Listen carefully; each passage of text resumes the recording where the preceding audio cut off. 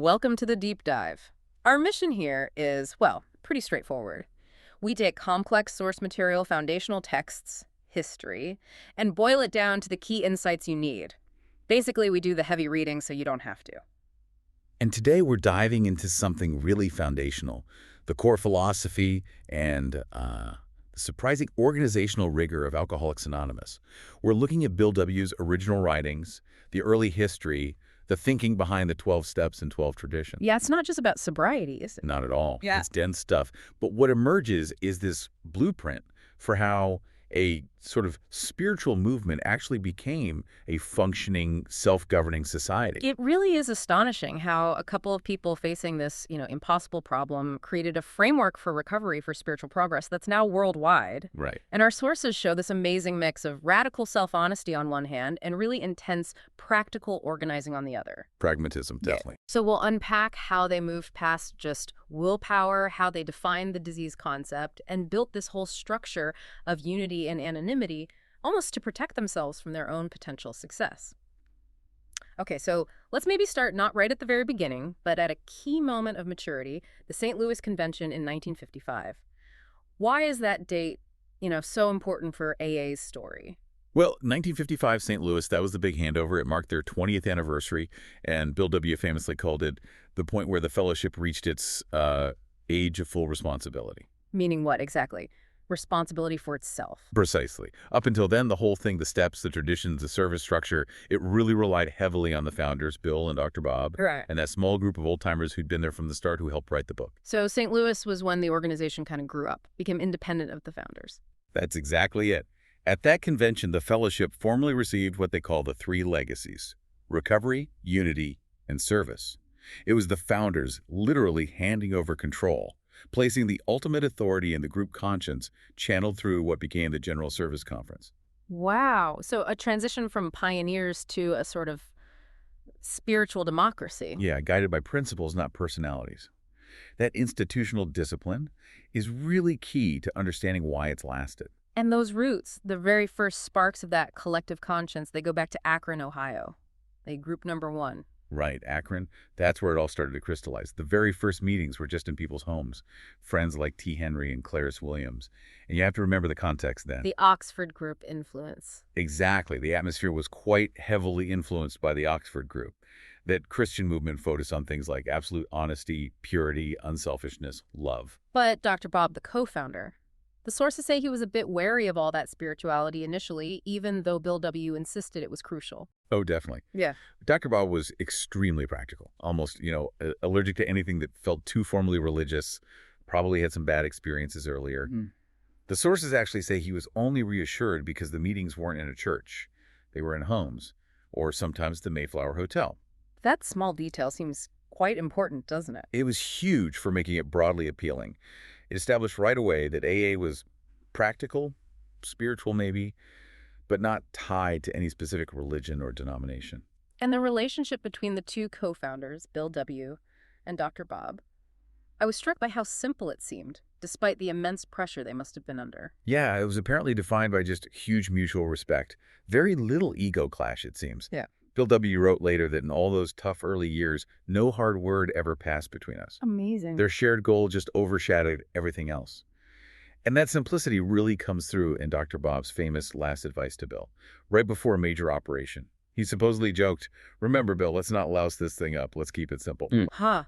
Keep it simple. That became a kind of unofficial motto, didn't it? A deeply held one, absolutely. And they needed that simplicity because what happened next was just explosive growth. The sources call it a hectic situation. Constructive chaos, maybe?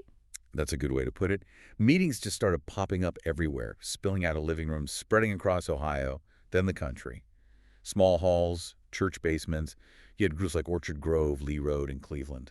And that kind of rapid, decentralized growth must have risked watering down the message, right? Or confusion. Big time. But the timing was, well, providential maybe.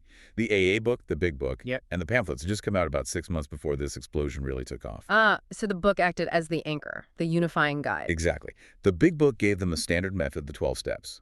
Without that common text, that common language, you would have had all sorts of different versions popping up, competing ideas. It was really the first major tool of unity. And it's interesting how the sources stress the importance of non-alcoholics in stabilizing things early on. AA wasn't trying to do it all alone. No, definitely not. These non-alcoholic allies were crucial. You had Father Edward Dowling, a Jesuit priest who helped start the St. Louis group, became a lifelong friend of Bill W.'s. But the real powerhouse example was in Akron. Dr. Bob and Sister Ignatia. Yes, Dr. Bob, the surgeon, teaming up with Sister Ignatia at St. Thomas Hospital. What made their partnership so effective? It wasn't just medical treatment, was it? No, far beyond that. They set up a dedicated ward for alcoholics. Dr. Bob provided the medical care, sponsorship too, and apparently never sent a bill. He wanted to remove that barrier. And Sister Ignatia. Her role was incredible. She used the big book approach to, well, indoctrinate patients almost immediately. As soon as they were admitted, while detoxing, she wasn't just nursing them. She was guiding them straight towards the spiritual solution, right there in the hospital. That makes the hospital bed and the big book. The sources call it a perfect synthesis. It really was. It showed that AA itself didn't need to become professionalized. AA members becoming paid counselors. But it could and should cooperate with professionals who got the message. Right.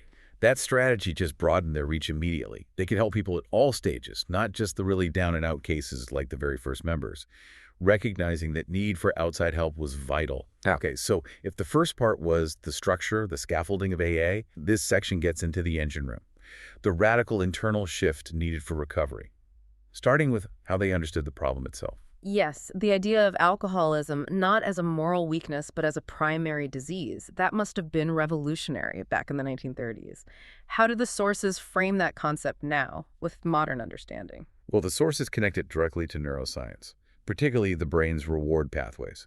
Alcoholism is seen as this neurological issue involving major dopamine dysregulation. Dopamine, the pleasure chemical. Right, but alcohol hijacks it. It causes this massive artificial spike in dopamine, way beyond what natural rewards like food or, companionship can do. And what does that constant overstimulation do to the brain? Over time, the brain tries to compensate, tries to get back to normal. But that leaves the natural reward circuits kind of depleted and messed up when the alcohol isn't there. The compulsion to use becomes, as the sources put it, a pathological usurpation of survival drives. Wow, so the addiction literally hijacks the brain's survival instincts. That's the idea. It overrides common sense, rational thought. And that's why step one is so fundamental. Step one, admitting you're powerless over alcohol, that life's become unmanageable. So it's not just being dramatic, it's acknowledging this chemical reality. Precisely. It's like declaring a unique kind of bankruptcy. The person isn't just weak. Their ability to use their willpower, their self-control, has been systematically destroyed by the disease process. They know they're making a mess, driven by ego maybe, but they physically cannot stop on their own. That absolute failure of the will, that's the starting point. It has to be. Which leads straight into step three, the idea of surrender. But wait. If the problem is this neurological drive overriding will, how does turning your will over to a higher power fix a chemical issue? Isn't that just adding philosophy? Yeah, that seems like the big leap. It's the core paradox, and the source material tackles it head on. The argument is that the whole problem before recovery was the misuse of willpower. The alcoholic wasn't lacking will. They were trying to, quote, bombard our problems with it, using self-will like a hammer against something it couldn't possibly fix. Which is exhausting and doomed to fail. Exactly. So surrender, in step three, isn't about giving up action. It's a massive cognitive shift. It's realizing the goal isn't to force your will, but to align your actions with what he wants, not what you want, as they put it. So it shifts the burden. It relieves that feeling of unmanageability. Instantly. Because you're no longer solely responsible for running the universe, for fixing everything yourself. You accept limitation, and you ask for direction. The Serenity Prayer comes in here, doesn't it? How does that fit? It's presented as a very practical tool for daily mental housekeeping. You're asking for guidance to direct your thinking, specifically to detach it from destructive patterns, self-pity, dishonesty, selfishness. It's a way to make sure that surrendered will is actually being channeled into something constructive and humble. That focus on ditching self-centered thinking naturally leads to humility. Bill W. called it the foundation principle of all the steps. Humility is the absolute bedrock. Pride, ego, self-centeredness, those are seen as the main blockers to recovery. The big challenge is helping the newcomer find even a tiny chink in the walls their ego has built. Realizing you're not God. Exactly. Accepting you can't control other people, outcomes, the world around you. That radical acceptance of limitation is what makes the person whole again, paradoxically. And the first big tool for chipping away at that ego is step 4, the searching and fearless moral inventory. How deep does that inventory go? It's meant to be pretty exhaustive and structured. It's not just listing bad deeds. It's about examining the underlying instincts, the drive for security, for sex or relationships, for social standing. Things that are normal, even necessary. Absolutely. The sources say these are God-given necessary instincts. But the inventory asks you to look at how the distortion or the excessive focus on these things, like trying to control people for security or manipulating relationships, led to harm. It's digging into the motives behind the actions. But one big inventory isn't enough, right? The sources talk about step 10 as being crucial for ongoing maintenance. Why is that called the acid test? Because step 10 is where the rubber meets the road, daily. If step 4 is like the big initial house cleaning, step 10 is keeping it clean every single day. It's about applying the new way of thinking and acting in real time. So, constant vigilance. A continuous look at your own behavior, assets, and liabilities. And crucially, promptly admitting wrongs as they happen. Don't let them fester. Speed and honesty seem key there. Definitely. If you mess up, you admit it, you make it right, quickly. But there's a nuance like with amends. You need to be hard on yourself, take responsibility. But you also need to be considerate of others. If admitting something is only going to hurt someone else, just to make you feel better. Right. That's not the point. No. Humility means the motive has to be genuinely making things right, not just easing your own guilt at someone else's expense. You might need to pause, get guidance. This intense focus on honesty and change creates that really important distinction they make between being dry and being sober. It's probably the most critical distinction in the whole program, conceptually. Being dry just means you've stopped drinking. But you're still miserable, resentful, clinging to that old self-will, unwilling to change inside. White-knuckling it. Exactly. Whereas being sober means you're actively working the steps. You're practicing humility, honesty, service. That's what leads to lasting, contented recovery. It's about internal spiritual change matching the external action of not drinking. Okay, so the steps guide the individual's inner journey. But the 12 traditions, they're all about the group, the fellowship. They're the organizational rules designed to protect the message from people. From power, money, ego. And Tradition 1 lays it out starkly. Unity is paramount. We stay whole or AA dies. That's pretty uncompromising. It absolutely is. It's recognizing that the same self-centeredness that destroys individuals can destroy the group. So AA can't function like a normal organization with top-down authority or personal ambition driving things. Leaders are trusted servants, not governors. Right. They don't rule. They serve. And the members obey the principles, not just because they have to for the group to survive, but eventually because they actually like the kind of life that comes from that obedience, that humility. That self-restraint seems pretty radical for a global movement, but the founders clearly saw the danger zones, money, power, getting involved in outside stuff. Oh, they were acutely aware. It's baked right into the J.K. Carishan's traditions. Look at 5, 6, and 10. Tradition 5 demands that laser focus. The only purpose of an AA group is to carry its message to the alcoholic who still suffers. Period. Nothing else. No side projects, even good ones. Tradition 6 slams the door on that. AA must never endorse, finance, or lend its name to any outside thing. Charities, treatment centers, whatever. Even if they seem like allied causes. Why so strict? The fear is entanglement. Problems of money, property, prestige. They believed these would inevitably distract from the core mission. If AA groups started owning buildings or running businesses, you'd get arguments over control, liability, profit, all toxic to the spirit of service. And Tradition 10 reinforces that boundary neutrality on everything external. Correct. No opinion on outside issues. Politics, social debates, religious arguments, AA stays out. Why? Because taking sides could alienate suffering alcoholics who need the message. Prejudice kills unity. Keep the focus narrow and deep. Exactly. Bill W. himself admitted that if it were up to promoters like me, they'd have gone hog wild and spoiled everything. The organization constantly has to remind itself, stay in your lane, be not God in the public square. Now, probably the most famous tradition is 12, anonymity. The sources call it the spiritual base, the sure key to all the other traditions. Yeah. How did that idea develop? It's a fascinating evolution.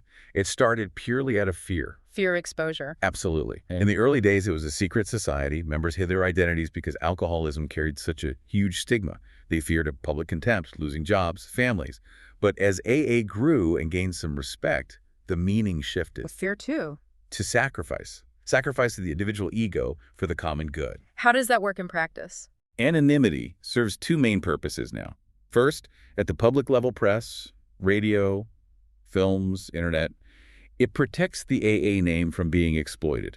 A famous person shouldn't use their AA membership for personal gain or to endorse something. Right. But second, and maybe more importantly for the individual member, it's a constant reminder. Principles before personalities. The message is the star, not the messenger. You don't put your name or face out there publicly in connection with AA.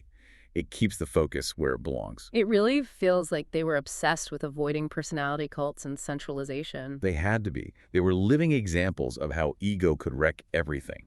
Which brings us to a really thorny issue they faced early on. Tradition 7, financial independence. Ah, self-support. That sounds simple, but the sources say it was a huge struggle. Oh, it nearly sank him. Tradition 7 says every group should be fully self-supporting, declining outside contributions. They learned that the hard way, trying to get the big book published. Tell me about that. How bad did it get? It was incredibly precarious for years. The money to start Works Publishing, the company set up just to print the book, was scraped together. Bill W. and others sold shares for $25 each, often on installment plans, mostly to other broke alcoholics and a few sympathetic friends. Just passing the hat among themselves, essentially. Pretty much. Yeah. And Bill and his wife Lois, they were living in dire poverty during that whole period. Really? While writing this foundational text? Yeah. The sources say when the central office first asked the fledgling groups for financial help, Bill and Lois were living on just $30 a week in a tiny room. Even when the book started selling, Works Publishing showed maybe $3,000 profit at one point, but they'd already spent it all on office costs and printing more books. Wow. But the key thing is, they made a conscious decision, a spiritual choice, to turn down large outside donations, even offers from people like Rockefeller.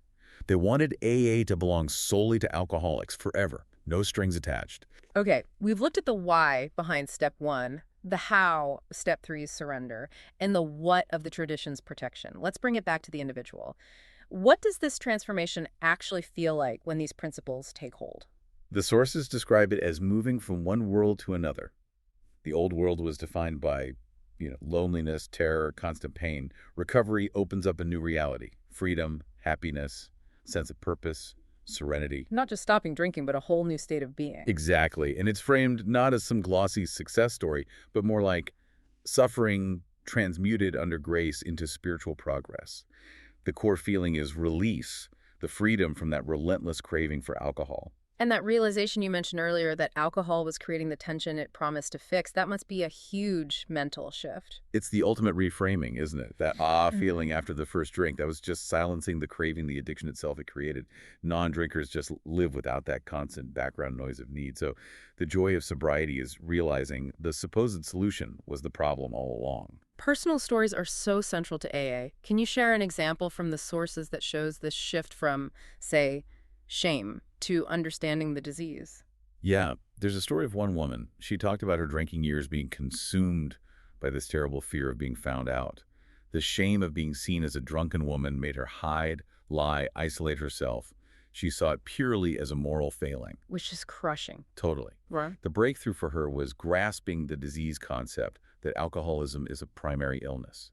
That reframing let her move past the crippling shame and towards actually doing something about it.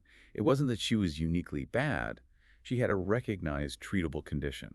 That shift from self-blame to self-acceptance seems absolutely key. But getting healthy isn't the end of the story. Step 12 comes in. You have to give it away to keep it. That's the core principle of ongoing recovery. Step 12 is all about action. The theme is the joy of living, and the key word is action specifically, giving service with absolutely no expectation of reward. Why is that so vital? The sources are blunt. Carry the message, or you risk withering. If a sober alcoholic stops giving, stops focusing outward, the risk is slipping back into that self-centered thinking that fueled the addiction. So service protects the individual sobriety too. Yes, and it generates what they call the joy of seeing newcomers grow. That ongoing spiritual health depends on relying on a higher power, practicing forgiveness of self and others, and this constant giving without strings attached. For someone facing this huge task of changing their whole life, the program offers that simple guide, one day at a time. Mhm. How deep does that slogan go? It's much more than just don't drink for 24 hours. It's really a philosophy for managing life. It means focusing all your energy on living this day to its fullest potential. You deliberately choose not to drag yesterday's regrets or tomorrow's anxieties into the present moment. Breaking it down into manageable chunks. Exactly. It condenses life into the single 24-hour block where you can actually do the right thing right now. It's a practical application of humility, accepting you can't control the past or future, only your actions today. Makes sense. It promotes that easy does it attitude too, right? Avoid getting overwhelmed. Precisely. The sources say it's an effective and satisfying way to handle many other matters as well.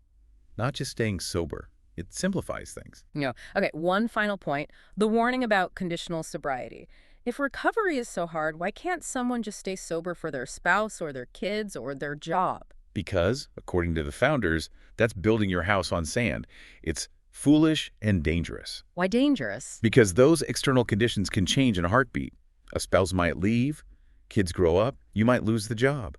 If your sobriety is tied only to that external thing, what happens when it's gone? Your reason disappears. Exactly. The sobriety collapses. The desire to get well, to stay well, has to be for its own sake, for your own health, sanity, peace of mind, independent of whatever chaos might be happening externally. The foundation has to be internal, spiritual. So it comes back to that internal condition, that spiritual fitness. Always. It's a deeply personal journey, but one that's paradoxically sustained by losing yourself in service to others within this very specific, self-limiting structure. Hashtag outro. Well, this deep dive into AA's foundations really shows an incredibly well-engineered system, doesn't it? Designed for survival, both personal and organizational. It really is. We've seen the tough-minded pragmatism behind the spiritual language, like surrendering self-will, being framed almost as a neurological necessity. And the detailed discipline of that ongoing self-inventory, plus the sheer institutional genius of the traditions, built specifically to defend against ego, money, and power. Yeah, the whole structure, from top to bottom, you could see it as this elaborate machine designed to counteract self-centeredness. That's identified as the core problem, the thing that threatens both the individual alcoholic and the fellowship itself. The tendency to play God. Right. So the sober individual finds wholeness by accepting limitation, and the organization stays healthy by remaining simple, self-funded, focused only on the message, and consciously being not God in the world. It's all built on accepting limits and refusing status. It really makes you think about the founders' foresight. They saw the traps, the urge to dominate, to get political, to professionalize, and they fought hard to build defenses against their own human nature, really. They did. They set this principle: the group must not play God to our fellows or chase worldly prestige. So here's a thought to leave you with. If an entire society of recovering people has to impose these strict limits on itself to survive and thrive, what does that suggest about the quiet, constant work maybe each of us needs to do in our own lives? Whether we're facing addiction or just navigating everyday choices, that work of putting first things first, prioritizing maybe spiritual health, honesty, service over the pull of ego or ambition. That fundamental challenge, accepting our limits, figuring out what's truly important versus what just feels urgent or looks good. That's a universal question, isn't it? Definitely something worth thinking about as you go about your day.